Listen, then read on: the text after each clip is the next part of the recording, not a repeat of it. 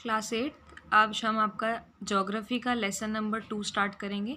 Lesson number 1 का video मैंने already डाल दिया है, जिसमें मैंने आपके बुक के पीछे के क्वेश्चंस उसके साथ में कुछ इंपॉर्टेंट क्वेश्चंस और एड गेट के क्वेश्चंस बताए हैं।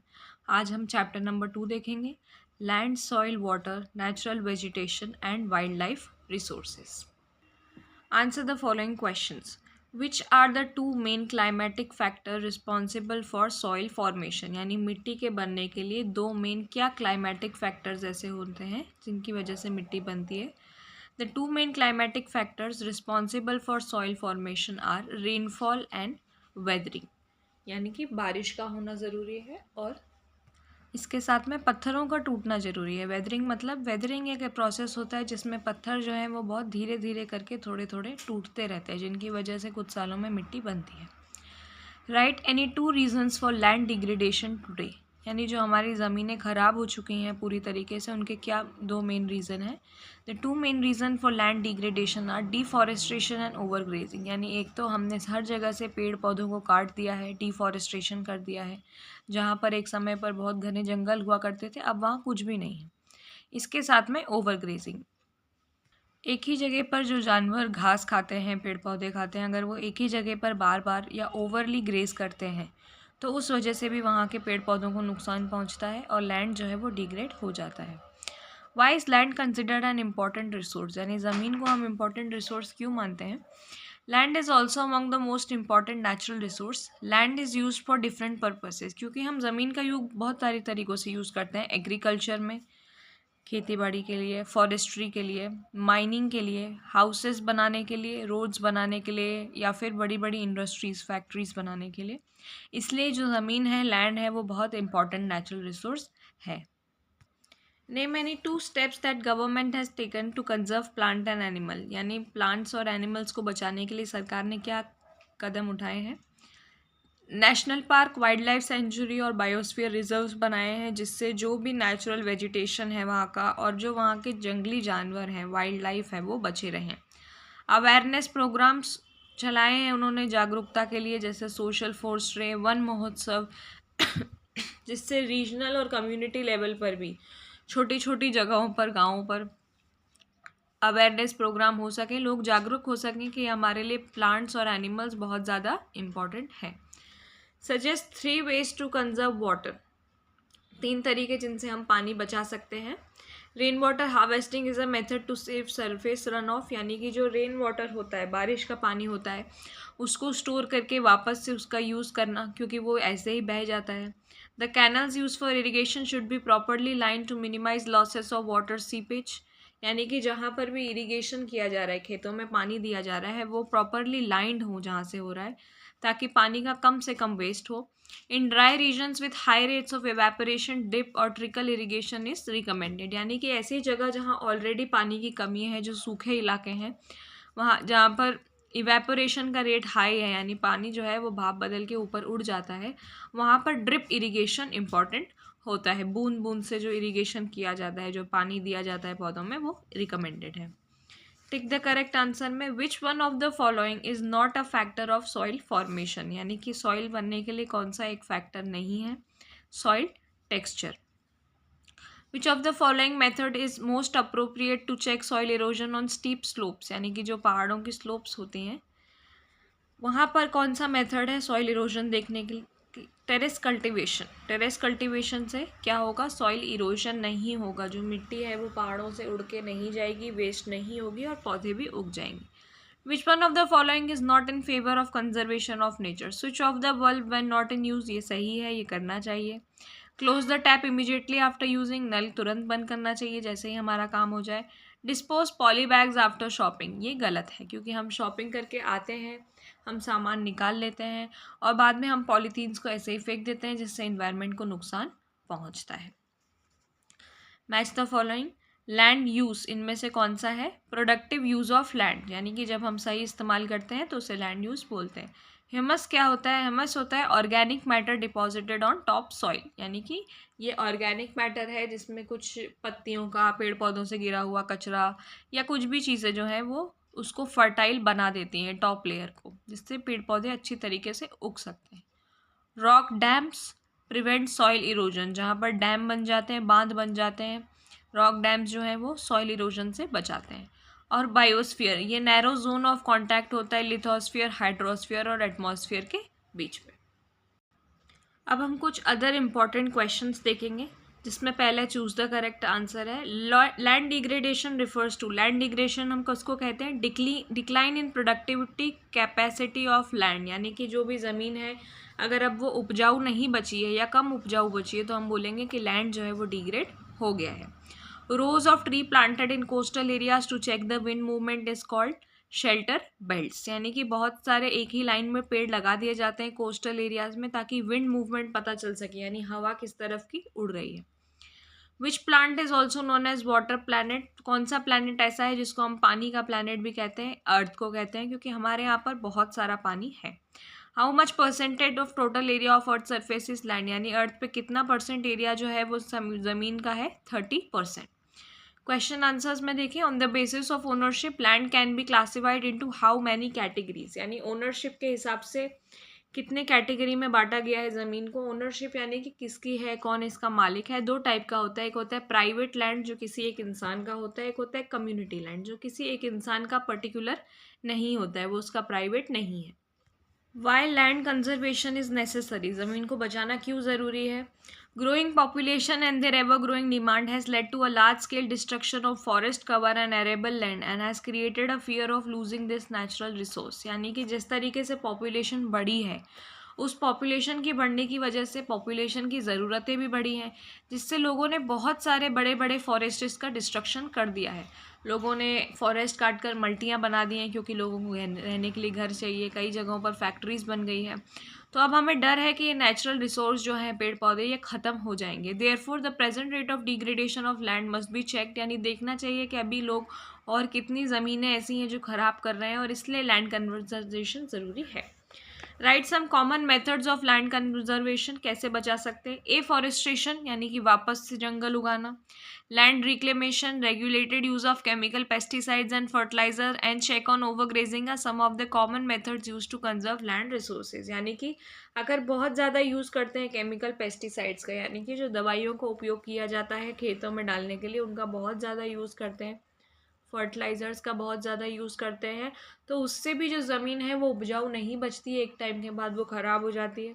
ओवरग्रेजिंग को रोकना, ये कुछ कॉमन मेथड्स हैं जिससे हम लैंड रिसोर्स को बचा सकते हैं। व्हाट इज़ वेदरिंग, वेदरिंग क्या होता है? The breaking up and decay of expose rocks, यानी कि जो पत्थर बाहर पड़े हैं उनका टूटना, टेम्परेचर बदलने की वजह से, फ्रॉस्ट एक्शन ठंडक की वजह से, प्लांट्स एनिमल्स ह्यूमन एक्टिविटी की वजह से, जिस भी वजह से अगर पत्थर टूट रहे हैं तो उसे वेदरिंग कहा जाता है। व्हाट इज साइट्स, साइट्स क्या होता है? साइट्स क्या है? The convention on international trade in endangered species of wild fauna and flora is an international agreement between government, यानी कि इंटरनेशनल एग्रीमेंट है कुछ गवर्नमेंट्स के बीच में।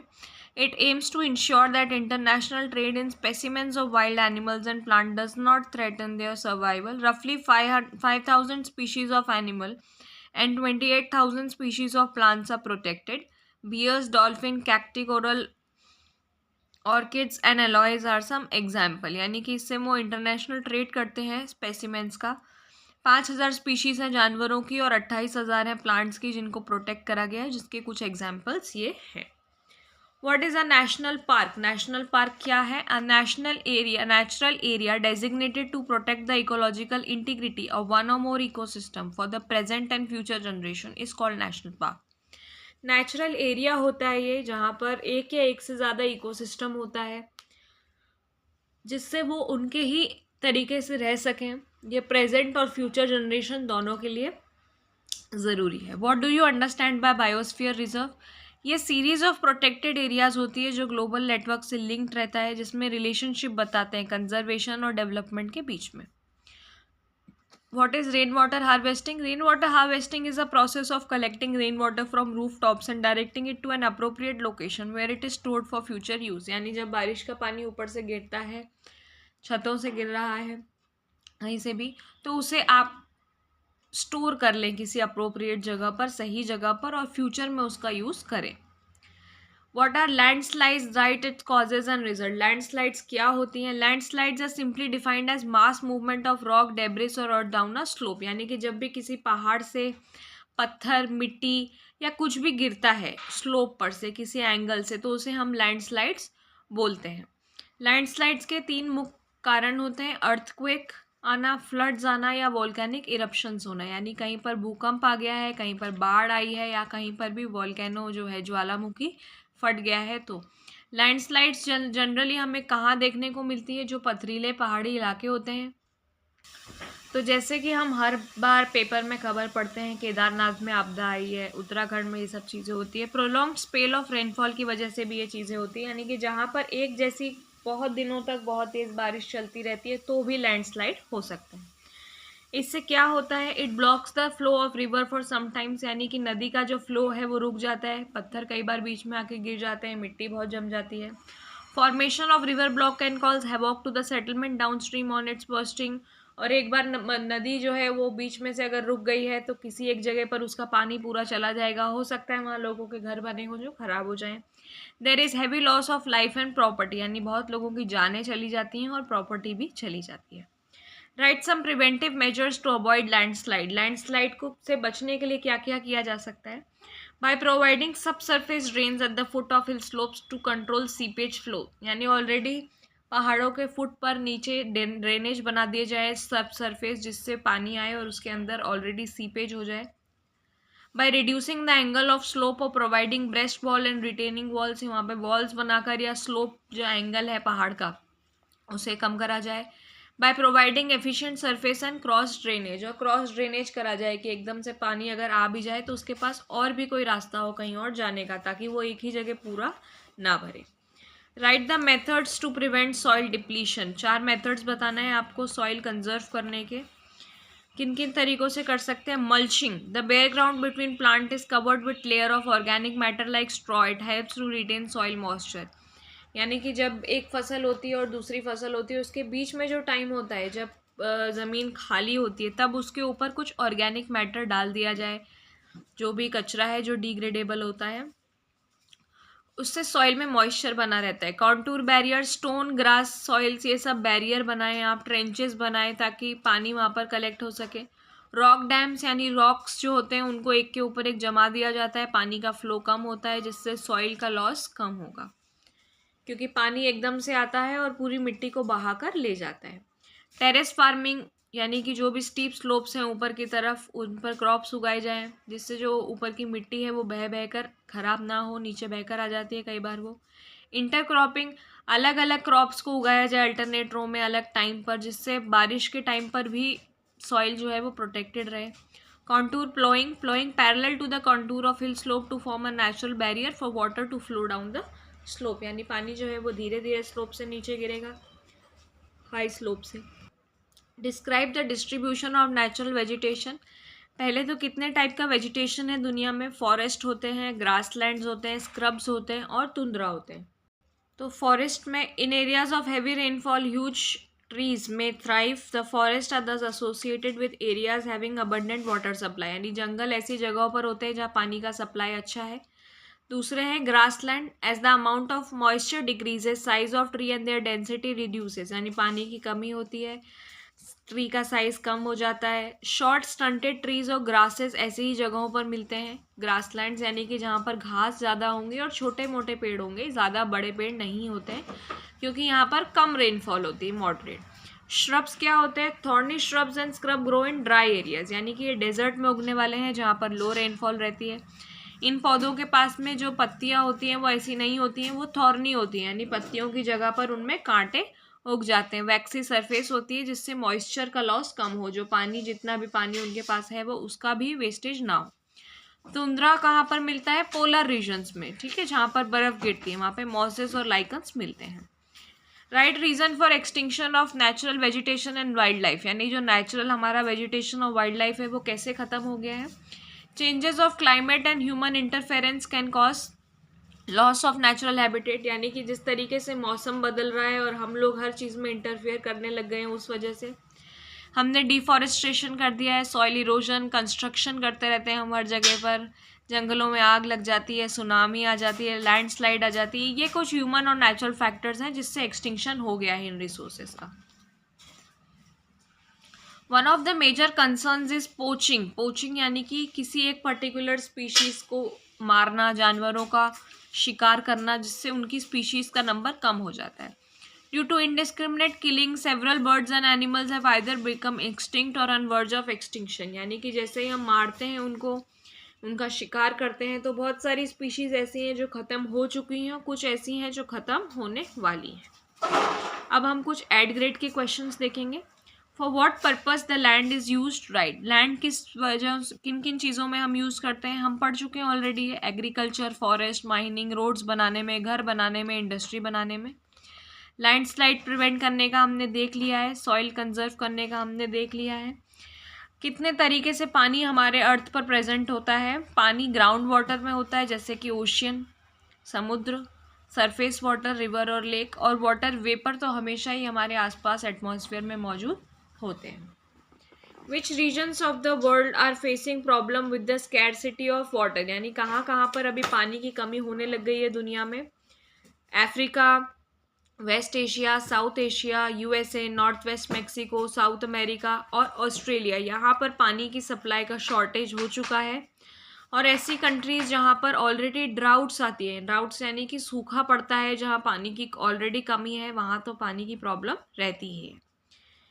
What benefits are derive from the forest. जंगल से हमें क्या फ़ायदे होते हैं। शेल्टर टू एनिमल्स, यानी जानवरों के रहने की जगह है वो। It produces oxygen which we breathe, यानी कि उससे ऑक्सीजन को बढ़ाते हैं जिसकी हम सांस लेते हैं। ये हमें लकड़ी देते हैं, पेपर देते हैं, गम, रबर, सब चीज़ें देते हैं जो हम यूज़ करते हैं। सॉइल इरोजन से बचाते हैं, ग्राउंड वाटर स्टोर करने में हेल्प करते हैं।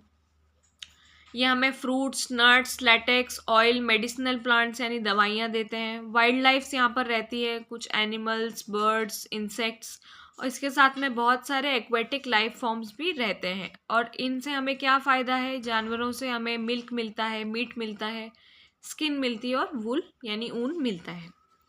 वेजिटेशन हम देख चुके हैं ऑलरेडी वर्ल्ड में किस किस तरीके से है। अब लिविंग ऑर्गेनिज्म कैसे यूज़फुल है इकोसिस्टम बैलेंस करने में।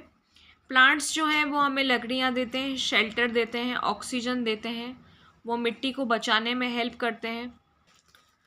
इसके साथ में ट्रीज़ जो हैं वो हमें फ्रूट्स देते हैं, नट्स देते हैं, किसी तरीके के ऑयल्स देते हैं, मेडिसिनल प्लांट्स हैं। और इसके साथ में पेपर जो होता है जिससे हमारी बुक्स बनती हैं, कॉपीज़ में हम लिख पाते हैं, वो भी इस वजह से मिलते हैं क्योंकि पेड़ होते हैं। वाइल्ड लाइफ जैसे कि एनिमल, बर्ड्स हमने अभी पढ़ा, जिनसे हमें दूध, मीट, सब चीज़ें मिलती हैं। कुछ कीड़े जैसे कि मधुमक्खियाँ जो हमें हनी देने का काम करती हैं, जो कि इकोसिस्टम के लिए बहुत ज़रूरी हैं। बर्ड्स जो इंसेक्ट खाती हैं, डिकम्पोजर्स भी होती हैं। वल्चर, जैसे कि वल्चर का क्या काम होता है, जो भी डेड लाइफ स्टॉक होता है यानी मरे हुए जानवर होते हैं उनको ख़त्म कर देती है वो। तो वो एक क्लीनर है एक तरीके से इन्वायरमेंट में। जैसे हमारे यहाँ पर झाड़ू लगाते हैं हम लोग साफ़ सफाई के लिए, इस तरीके से वो भी डेड बॉडी को ख़त्म कर देते हैं। वरना अगर वो ख़त्म नहीं करेंगे तो वो डेड बॉडी सड़ेगी और उससे बहुत ज़्यादा स्मेल आएगी। सो एनिमल्स बड़े हों छोटे हों, सब कोई जो है वो बैलेंस बनाने के लिए इम्पोर्टेंट होते हैं। और लास्ट हमारा क्वेश्चन है कि डिफरेंस क्या है नेशनल पार्क और वाइल्ड लाइफ सेंचुरी में। Human activities are not allowed in national park, generally not are open for common people. यानी नेशनल पार्क जो होते हैं यहाँ पर हम हमारी नॉर्मल एक्टिविटीज़ नहीं कर सकते हैं, अलाउड नहीं होता है। कई बार कॉमन लोगों के लिए खुलता भी नहीं है। Wild life sanctuaries human activity allow करता है और कॉमन लोगों के लिए ओपन रहता है। नेशनल पार्क की जो बाउंड्रीज़ होती हैं वो फिक्स्ड होती हैं और बहुत डिफाइंड होती हैं कि कहाँ से कहाँ तक है। वाइल्ड लाइफ सेंचुरीज़ की बाउंड्री जो है वो डिफाइंड नहीं होती हैं।